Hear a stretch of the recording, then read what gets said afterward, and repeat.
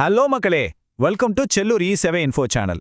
இங்க பாருங்க, இன்று மே 18 வரலாற்றில் நடந்த ரொம்ப முக்கியமான சம்பவங்களை பத்தி தான் நாம இன்னைக்கு பார்க்க போறோம். குறிப்பா போட்டித் தேர்வுகளுக்கு படிக்கிறவங்களுக்கு இது செம்ம யூஸ்ஃபுல்லா இருக்கும். சோ டைம் வேஸ்ட் பண்ணாம வாங்க உள்ள போகலாம். நாம கண்டென்ட்டுக்குள்ள போறதுக்கு முன்னாடி ஒரு சின்ன ரெக்வெஸ்ட், கொஞ்சம் நம்ம செல்லூர் சேவை இன்ஃபோ சேனலை சப்ஸ்கிரைப் பண்ணுங்க நண்பா. நாங்க உங்களுக்காக யூஸ்ஃபுல்லான தகவல்களை தொடர்ந்து கொடுத்துக்கிட்டே இருப்போம். அப்போ நாங்க போடுற ரொம்ப யூஸ்ஃபுல்லான விஷயங்கள் உங்களுக்கு உடனே நோட்டிஃபிகேஷன்ல கிடைக்கும். நம்ம பேஜை ஃபாலோ பண்ணிட்டு பாத்தீங்கன்னா உங்களுக்கு ரொம்ப ஹெல்ப் ஆகும், எங்களுக்கும் அது கொஞ்சம் சப்போர்ட் ஆகும். ஓகே, இன்னைக்கு நாம என்னென்ன டாபிக்ஸ் கவர் பண்ண போறோம்னு டக்குன்னு சொல்லிடுறேன். ஃபர்ஸ்ட், உலக அரசியல் மாற்றங்கள். அடுத்து குளோபல் டெக்னாலஜி ரெவல்யூஷன். அப்புறம் நம்ம இந்தியாவின் அறிவியல் சாதனைகள். கடைசியா ஒரு சுவாரஸ்யமான குவிஸ் டைம். முதல் செக்ஷன், வேர்ல்ட் பொலிட்டிக்கல் சேஞ்சஸ், அதாவது பேரரசுகளின் காலம்.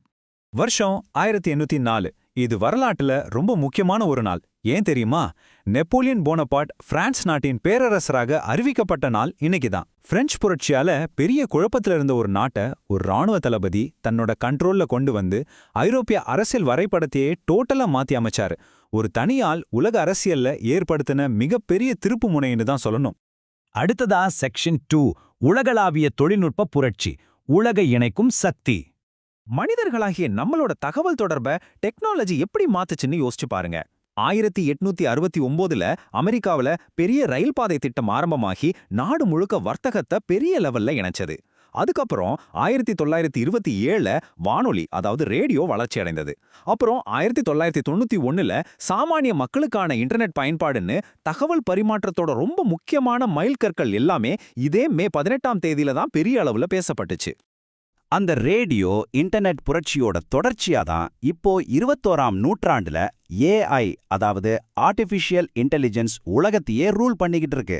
மெடிசின், எஜுகேஷன், பேங்கிங், கவர்மெண்ட் சர்வீசஸ்னு நாம அன்றாடம் பயன்படுத்துற எல்லா துறைகளிலுமே இந்த AI டெக்னாலஜி ஒரு மிகப்பெரிய மாற்றத்தை ஏற்படுத்திக்கிட்டு இருக்கு.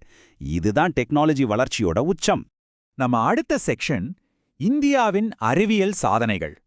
குறிப்பா மே 18ல நடந்த நம்ம ஊர் மைல்கற்கள். 1974ஆம் வருஷம் உலக நாடுகளையே இந்தியா பக்கம் திரும்பி பார்க்க வச்ச ஒரு விஷயம் நடந்துச்சு. அதுதான் ஸ்மைலிங் புத்தா திட்டம். ராஜஸ்தானின் போக்ரான்ல இந்தியா தன்னோட முதல் அணு ஆயுத சோதனைக்கான தீவிர முன்னேற்பாடுகளை வெற்றிகரமா முடிச்சது இந்த நேரத்துல தான். இதன் மூலமா உலகத்துல உள்ள அணுசக்தி நாடுகளின் பட்டியல்ல இந்தியாவும் ரொம்ப கெத்தா காலடி எடுத்து வச்சது. இதை கொஞ்சம் கம்பேர் பண்ணி பாருங்களேன். 20ஆம் நூற்றாண்டின் கடைசியில உலக நாடுகள் எல்லாம் டெலிஃபோன், சாட்டலைட்னு டெக்னாலஜியில பறந்துகிட்டு இருந்தப்போ நாம சும்மா இல்லைங்க, இந்தியால பெரிய யூனிவர்சிட்டி ப்ரோக்ராம்ஸ், ஐடி வளர்ச்சிக்கான வலுவான அடித்தளங்கள்னு எல்லாத்தையும் நம்ம ஆளுங்க செட் பண்ணிக்கிட்டு இருந்தாங்க. அந்த தொலைநோக்கு பார்வை தான் இன்னைக்கு இந்தியா ஐடி ஃபீல்டில் இவ்ளோ பெரிய மாசா இருக்கிறதுக்கு முக்கிய காரணம். சயின்ஸு, பாலிடிக்ஸ் மட்டும் இல்லாம 1920ல இதே மே 18ஆம் தேதி தான் உலக கத்தோலிக்க சமூகத்தோட ரொம்ப முக்கியமான தலைவரான போப் ஜான் பால் II பிறந்தாரு. அது மட்டும் இல்லாம குளோபல் மியூசிக், சினிமா மற்றும் கலைத்துறையில சாதிச்ச பல கலைஞர்களை நம்ம நினைவு கூறும் ஒரு நாளாகவும் இது அமைஞ்சிருக்கு. இப்போ நாம பார்த்த இந்த தகவல் தொகுப்போட ஒரு குவிக் ரீகேப் பார்த்துடலாம். எக்ஸாமுக்கு ப்ரிப்பேர் பண்றவங்க இதை நல்லா நோட் பண்ணிக்கோங்க. பேரரசுகளின் உருவாக்கம், தொழில் புரட்சி வளர்ச்சி, குளோபல் லெவல்ல ரயில்வே இணைப்பு, அப்புறம் நம்ம இந்தியாவின் அணுசக்தி வளர்ச்சி மற்றும் இணையத்தின் ஆரம்பம். இந்த 5 பாயிண்ட்ஸையும் நல்லா மைண்ட்ல ஏத்திக்கோங்க. ஓகே, இப்ப செக்ஷன் 4, குவிஸ் டைம். உங்க நாலேஜை கொஞ்சம் டெஸ்ட் பண்ணலாமா? உங்களுக்கான குயிக் குவிஸ் இதோ. நெப்போலியன் எந்த நாட்டின் பேரரசராக அறிவிக்கப்பட்டார்? Option A Germany, option B France, option C Russia. இந்த கொஸ்டினுக்கு யாரு கரெக்டா ஆன்சர் பண்றாங்கன்னு பாப்போம். மறக்காம கமெண்ட்ல சொல்லுங்க. பெஸ்ட் கமெண்ட்டை நாங்க பின் பண்றோம். வரலாறு அப்படிங்கிறது கடந்த காலத்தை படிக்கிறதுக்காக மட்டும் இல்லைங்க, அது நம்ம எதிர்காலத்தை உருவாக்குறதுக்கான ஒரு பாடம். இன்னைக்கு நம்ம பார்த்த அந்த ஈவெண்ட்ஸ் எல்லாமே எப்படி உலகத்தை மாத்திருக்குன்னு பார்த்தோம். இதை முழுமையாக பார்த்ததற்கு ரொம்ப நன்றி. ஃபைனலா ஒரே ஒரு விஷயம், இன்னைக்கு நம்ம வாழ்க்கையில நடக்கிற எந்த சின்ன டெக்னாலஜி மாற்றம் நாளைக்கு வரலாற்றில் மாபெரும் புரட்சியா மாறும்னு நினைக்கிறேங்க. யோசிச்சு பாருங்க.